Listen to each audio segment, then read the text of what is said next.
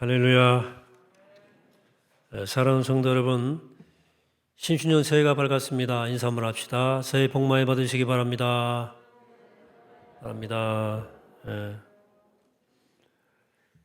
언제나 새해 정초가 되면 해돋이하기 위해서 동해안도 가고 또 북한산도 오르고 했습니다.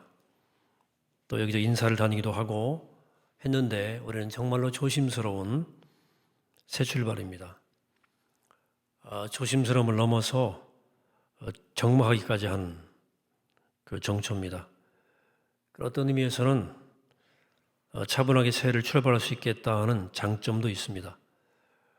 제가 주로 칼럼에도 썼습니다만 모든 것이 불확실한 우리 상황 너머에 있는 하나님의 은혜와 섭리와 사랑의 확실함을 의지하고 한 걸음 한 걸음 뚜벅뚜벅 걸어가는 새해가 되기를 축복합니다. 특별히 올해 우리 교회 표현은 말씀으로 사람을 세우는 교회입니다.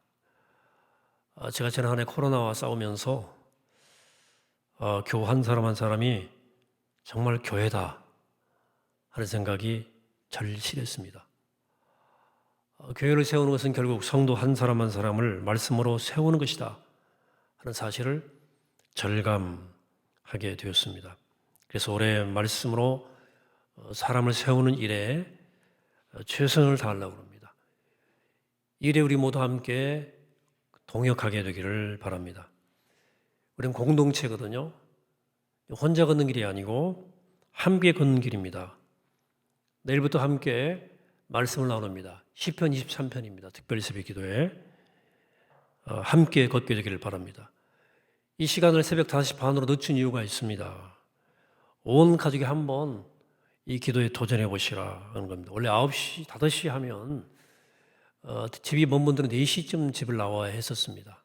그리고 가까운 분들은 4시 반에는 집을 나섰어야 되는데 5시 반이면 한번 도전할 만하지 않겠나 생각하고 시간을 좀 미루고 여러분들 정중하게 또 간절하게 이 기도에 초대합니다. 오늘 본문은 요한복음 1장의 말씀입니다. 세례 요한이 제자들과 함께 섰는데 예수님께서 지나갔어요. 그때 요한이 말합니다. 보라, 하나님의 어린 양이로다. 이렇게 말합니다. 이 세례 요한의 두 제자는 그 말을 듣고 예수님을 따라갑니다. 예수님께서 자기를 따라오는 두 사람을 향해서 의미심장한 질문을 던지셔요. 이 질문은 사실 여기 우리 모두 앉아있는 우리 모두를 향한 예수님의 질문이고 예수를 따르기를 원하는 모든 사람들이 귀 담아 들어야 할 질문이기도 합니다. 질문은 이겁니다. 38절입니다. 예수께서 돌이켜 그 따르는 것을 보시고 물어 이르시되 무엇을 구하느냐. 근데 두 사람이 이 질문에 대답을 않고요. 오히려 다른 질문을 엉뚱하게 되돌려 주님께 드립니다. 이 질문은 예수님을 따르기 원하는 사람들이 주님을 향해서 끝없이 던져야 할 물음이기도 해요. 38절 하반절. 이르되 랍비여 어디 계시오니까 하니 이렇게 랍비는 번역하면 선생이라. 이 질문은 예수님의 거처나 숙소, 한촌놈입니까? 호텔입니까? 누구네 집입니까? 이게 묻는 게 아니고 예수님 활동하시는 존재하는 활동 공간, 어디서 무엇을 하시는지, 예수를 따르는 자들에게 열어주실 세계, 이런 거에 대한 물음인 거예요. 다시 말하면 예수님 당신은 어떤 분입니까? 누구십니까? 라고 묻는 것입니다. 이렇게 제자들이 되짚어 묻자 이 질문에 대해서 예수님을 짧고 함축적으로 대답하십니다. 와서 봐라. 이 대답도 역시 단순한 대답이 아닙니다. 깊은 의미가 담겨져 있어요. 여러분 다른 복음서도 그렇지만 특별히 요한복음서는 단어 하나, 문장 하나를 그냥 흘려보낼 수 없는 깊은 의미가 담겨 있어서 굉장히 곱씹어서 묵상하고 해야 됩니다. 접속 하나도 의미가 있어요. 유심히 살피셔야 되는 책이 요한복음입니다. 마치 시처럼 굉장히 함축적인 말들로 가득 찬 게 요한복음입니다. 그래서 와서 보라는 말도 마찬가지입니다. 단지 이 말의 일차적 의미로만 읽으면 무슨 뜻인지 잘 알 수가 없습니다. 자, 오늘 예수님과 요한의 제자들이 나눈 대화를 좀 한번 보세요. 이게 쉽게 이해가 됩니까? 왔다 갔다 말을 하는데 이게 서로 연결성이 없는 질문과 대답이 오가는 거예요. 일종의 선문답처럼 들리죠. 선문답이 뭡니까? 오늘 어디 가십니까? 그러면 말하죠. 아, 꽃이 참 예쁘네요. 하늘도 푸릅니다. 이 선문답이에요. 네. 이 곱씹어보고 묵상해야 되는 거예요. 오늘 말씀은 이 이해하기 어려운 선문답 같은 이 대화의 의미를 이해하는데 초점을 좀 맞추려고 합니다. 여기에는 우리가 크리스찬으로서 명심해야 할 중요한 메시지가 담겨 있어요. 오늘 말씀을 통해서 우리 예수님이 우리에게 던지고자 하는 그 질문이 무엇인지를 배울 수 있고 우리가 그리스도인으로서 예수님을 향해서 끝없이 던져야 할 물음이 무엇인지를 배울 수 있습니다. 그래서 이 두 개의 질문을 가지고 은혜를 나누기를 원합니다. 먼저 예수님의 질문에 대해 살핍니다. 첫 번째 예수님의 질문, 무엇을 구하느냐예요. 이 질문은 주님께서 최초로 당신의 제자가 될 사람들에게 던진 질문입니다. 여러분 다른 복음서에도 다른 언급들이 좀 있지만 요한복음서에 따르면 여기 이 두 사람이 최초 예수를 따른 제자들로 등장합니다. 그래서 이 말씀은 최초로 예수님의 제자가 된 사람들이 그들에게 던진 질문이라는 사실을 꼭 기억하셔야 됩니다. 다시 말해서 예수님의 제자가 되기 원한다면, 예수를 믿고 그분을 따르기를 원한다면 먼저 이 질문과 마주해야 한다는 것입니다. 여러분 묻습니다. 여러분 지금 무엇을 구하십니까? 여러분들 지금 좇고 있는 것은 무엇입니까? 여러분 새해 소원 있죠? 새해 무엇을 원하시고? 여러분 인생을 통해서 이루고자 하는 것은 무엇입니까?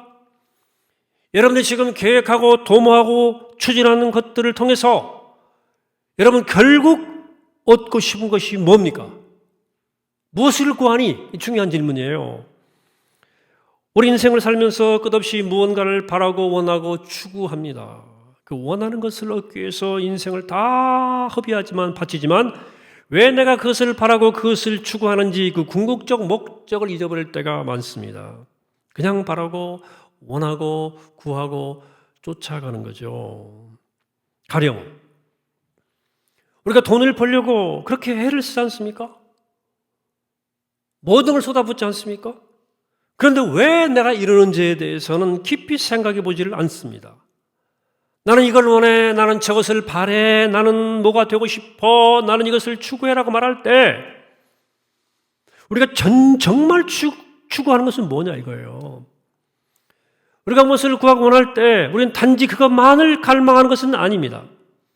그 갈망 더 아래 깊은 곳에 우리가 진짜 갈망하는 더 궁극적인 것이 있는 거예요. 예수님께서 우리에게 묻는 것이 바로 그거예요.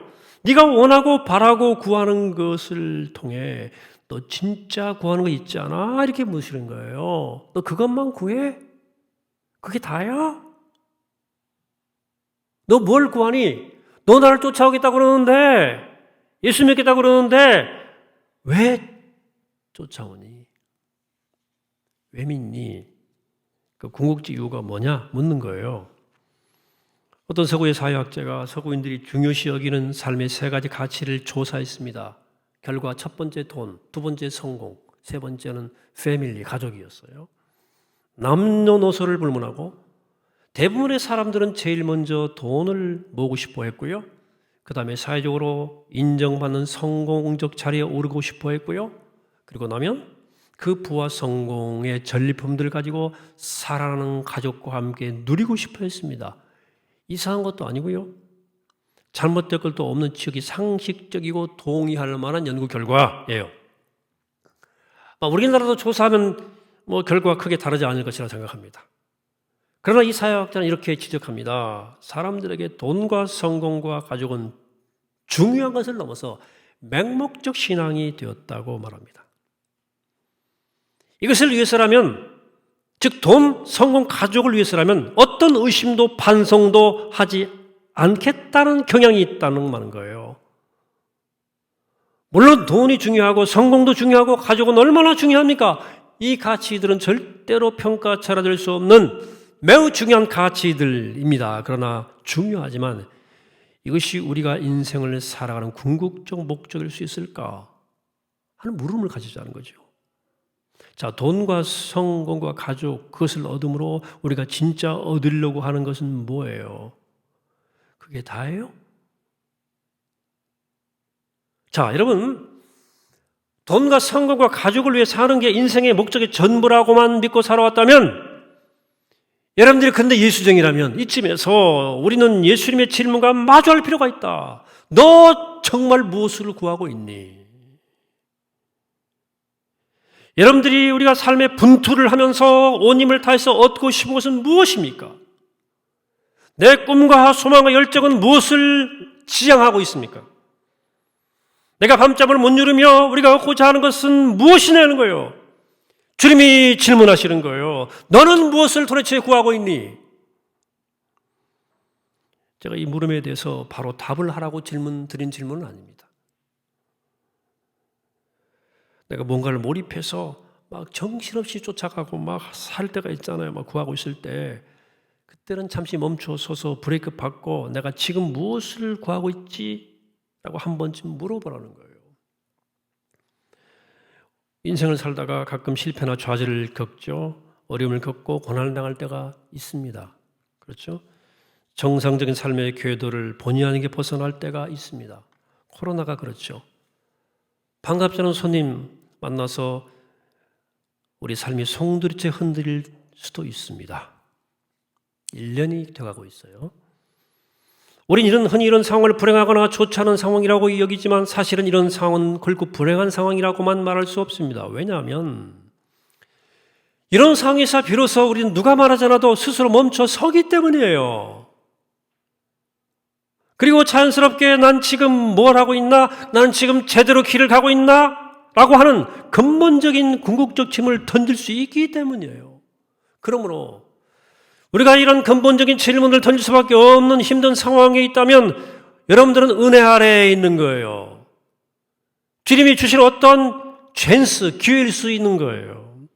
다시 말해서 우리가 만나는 고통스러운 상황은 우리를 주님의 질문 앞에 정직하게 맞서도록 하는 계기라고 말해요. 여러분 참 그리스도인들은 자기가 살아가는 삶의 방식에 대해서 의심도 리플렉션 반성도 없이 그저 늘 살아오던 익숙한 습관을 따라 사는 사람들이 아닙니다. 끊임없이 자신의 삶에 대해서 스스로 질문하고 묻고 되돌아보는 사람들이 그리스도인이에요. 말씀에 비추어서. 그래 건강한 신앙인들에게는 누구나 근본적 물음이 늘 있어요. 늘 자기를 돌아보죠. What am I looking for? 나는 무엇을 구하는가? 나는 무엇을 구하는가? 예수님이 물으셨습니다. 너 무엇을 구하니? 너 뭘 구하고 사니? 주님이 우리에게 주신 질문을 가슴에 품고 하늘을 살아가시게 되기를 축복합니다. 두 번째 질문입니다. 주님 어디 계십니까?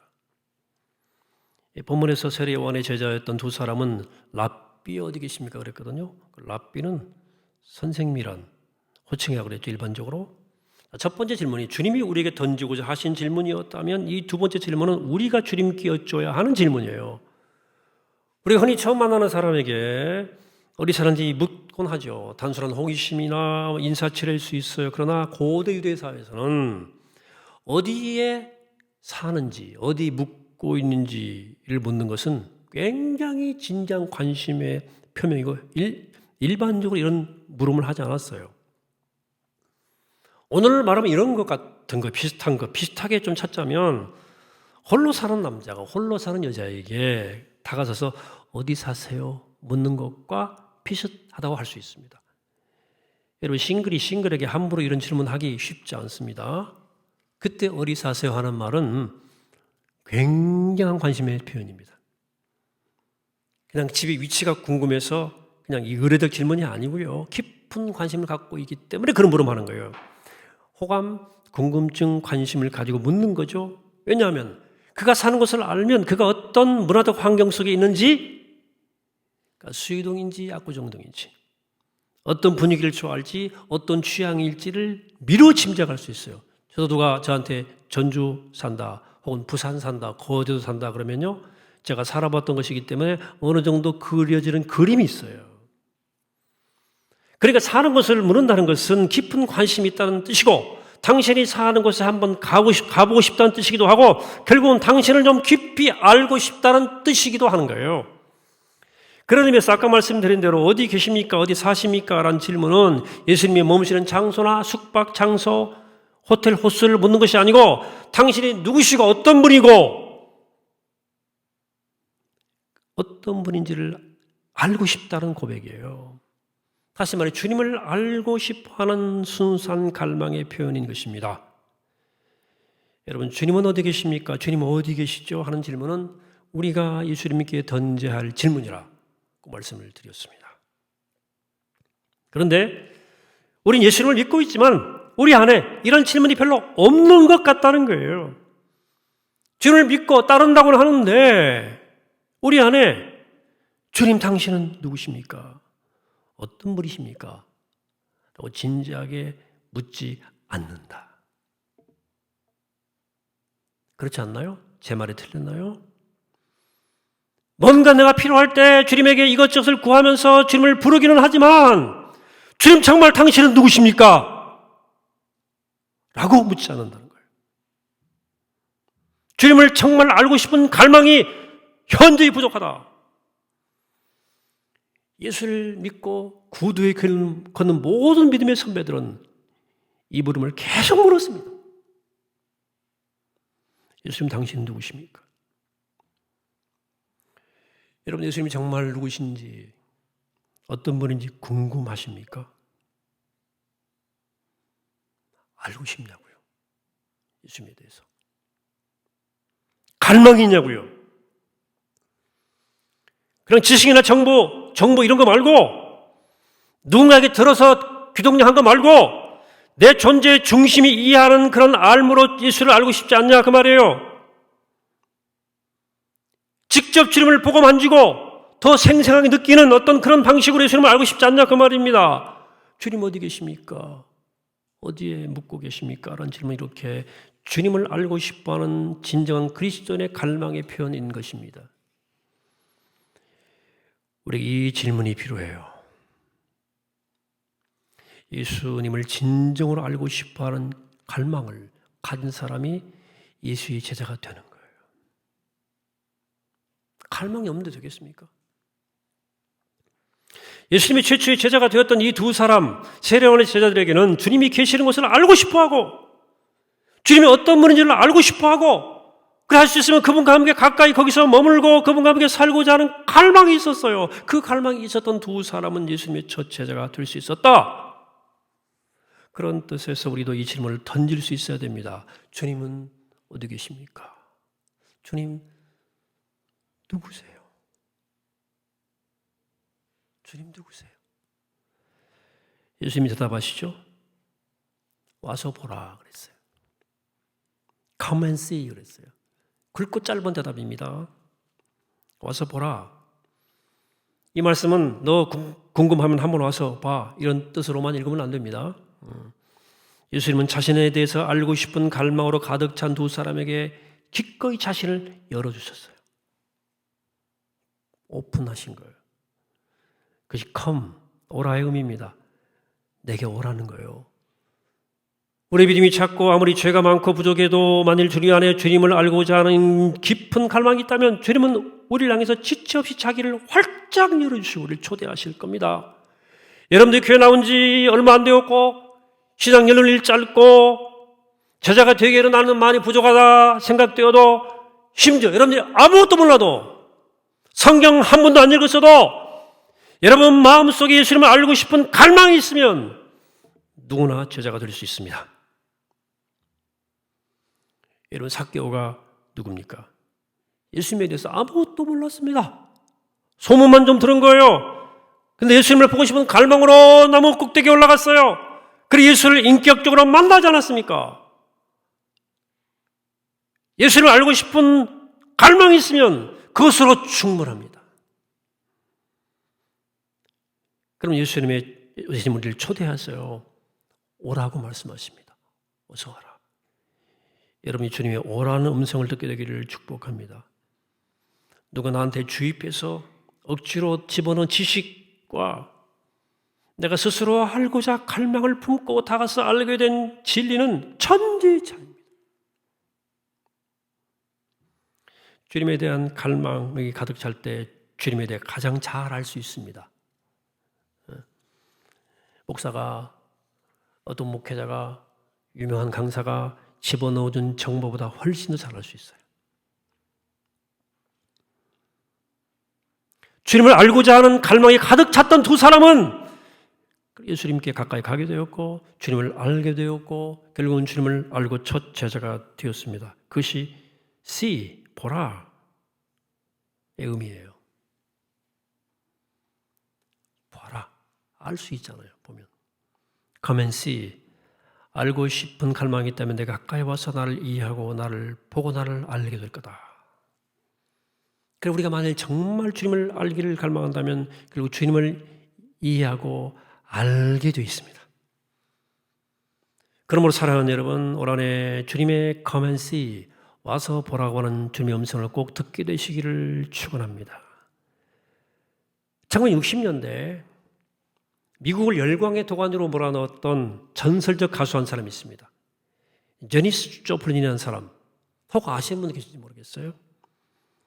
60년대 사람이니까 옛날 저도 어릴 때였으니까 얼마나 아실지 모르겠습니다만 로큰롤 불렀던 여자 가수고요. 자유와 방랑의 대명사. 당시 사회 분위기 60년대 온갖 사회 젊은이들이 법과 제도와 규범을 막 저항하는 그런 운동이 일어날 때 이 저항의 상징적 인물이 이 사람이에요. 자작곡이 많은데 막 그 정말 노래 형식이 자유롭고 목소리도 막 거칠고 자유분방입니다. 세계적으로 선풍을 걸었습니다. 온 세계를 자유롭게 떠들면서 수많은 젊은이들에게 추앙을 받습니다. 그녀 영향으로 많은 사람들이 그녀를 따라 세상을 방랑하며 소위 히피 문화를 이룹니다. 히피 문화의 원조 같은 사람이에요. 근데 그 격정적인 열정으로 최고 자리에 올랐을 때 그녀는 문득 자신이 혼자라는 사실을 저절히 깨닫습니다. 아, 내가 결국은 아무도 없구나, 나 혼자구나 하는 감정에 막 휩싸여서 이 마약과 약물 남용으로 그리고 27살의 나이에 폐인되어서 세상을 떠납니다. 이 제니스가 어릴 때 몽유병이 있었대요. 기록에 보면 잠이 든 상태에서 일어나 집 밖으로 막 걸어나가면 어머니가 놀라서 소리쳤대요. 제니스 너 뭐 하는 거야? 도대체 어디 가는 거야? 그때마다 제니스는 이렇게 대답했대요. 저 집으로 가요. 내 집으로 가는 거예요. 어린 제니스의 영혼 속에는 본능적으로 자신의 본향으로 돌아가고 싶은 강한 욕구를 가지고 있었던 것입니다. 이런 갈망이 우리 모두에게 있어요. 본향, 본래 고향, 내 존재의 뿌리, 갈망이 있어요. 아마 그녀가 가수가 돼 세계를 떠돌았던 것도 집으로 돌아가고 싶은 돌아가는 과정이었을지도 모르겠다는 생각이 듭니다. 그러나 그녀는 끝내 길을 못 찾고 길을 잃어버리고 말았어요. 여러분, 우리가 그 제니스처럼 조플린처럼 특별한 삶을 살지 않거나 유별난 삶을 살아오지 않았다고 안심해서는 안 됩니다. 나는 남들과 별로 다르지 않게 평범하게 살았다고 안심할 일도 아닙니다. 왜냐하면 미처 깨닫지 못한 사이에 우리도 길을 잃은 채 오랫동안 우리 인생 길 여정을 살아왔을지도 모르기 때문입니다. 집으로 가는 길인 줄 알았는데 그게 아닐 수도 있다 그 말이에요. 난 그럭저럭 잘 살아온 줄 알았는데 알고 보니까 엉뚱한 길을 걸어온 거예요. 길 잃어버린 거야. 신앙생활 잘한 줄 알았는데 알고 보니까 내 영혼이 텅 비어있고 병들어 있을 수도 있는 거예요. 여러분들 얼마나 당황스럽겠습니까? 얼마나 두려운 일입니까? 여러분, 그러므로 오늘 말씀처럼 우리에겐 이 두 개의 질문이 정말 중요합니다. 질문이 있어야 돼요. 하나는 나는 무엇을 구하고 있는가? 내 인생은 잘 가고 있는가? 내 인생은 안녕하신가? 하는 질문이에요. 두 번째 또 하나는 주님 어디 계십니까? 나의 구주 주님, 당신은 누구십니까? 딴 질문이에요. 여러분, 사랑하는 여러분, 올 한해 이 질문을 꼭 붙잡고 살아가시게 되기를 축복합니다. 끊임없이 내가 지금 가고 있는 길이 올바른 길인지, 내가 지금 제대로 가고 있는지, 내가 지금 정말 쫓기는 것이 무엇인지 주님 앞에 정직하게 묻게 되기를 바랍니다. 고난한 그런 때라니까요. 또한 끊임없이 주님을 알고자 하는 갈망을 가지고 살아가시기 바랍니다. 주님을 알고 싶습니다. 주님은 도대체 누구십니까? 주님 어떤 분이세요? 이렇게 좀 물어라는 거예요. 정직하게. 물어라 좀. 한 마음을 품고. 그러면 주님께서 우리에게 틀림없이 come, 나에게 와서 and see, 나를 완전히 알아라. 이렇게 대답하실 것입니다. 그리고 주님 모습을 우리에게 열어 보여주시고 주님 마음도 보여주시고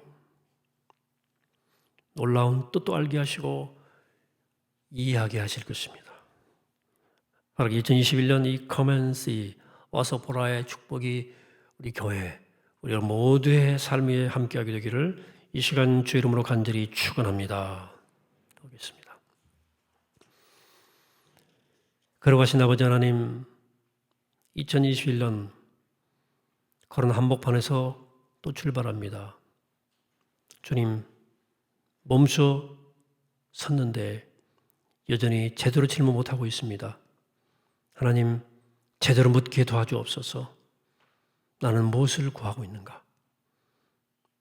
나는 뭘 살고 있는가? 묻게 하시고, 주님은 누구십니까? 묻게 하셔서 이 거룩한 질문을 통해서 주님을 만나게 하시고 주님이 기뻐하시는 진정한 삶을 살아갈 수 있도록 우리 이끌어 주시옵소서. 그래 2021년 저희에게 구원의 기회가 되게 하시고 생명의 기회가 되게 하시고 새로운 은총의 기회가 될 수 있도록 하나님 축복하여 주옵소서. 감사드리옵고 예수 그리스도 이름으로 기도하옵나이다. 아멘.